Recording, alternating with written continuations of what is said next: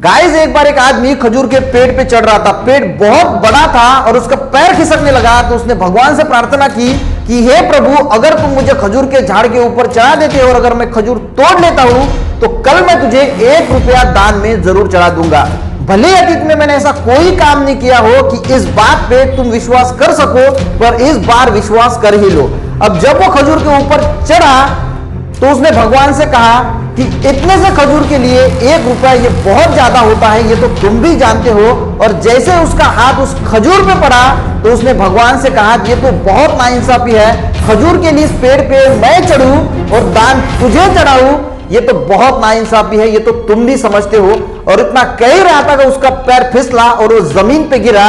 अब वो जमीन पे गिरते उस उठा, अपने कपड़ों को झटका और ऊपर की तरफ देखा और भगवान से कहा यह भी कोई बात हुई, इतनी सी मजाक भी नहीं समझते, मैं तो मजाक कर रहा था। अगर तुम आज मुझे नहीं गिराते तो कल मैं तुझे 1 रुपया जरूर चढ़ा देता।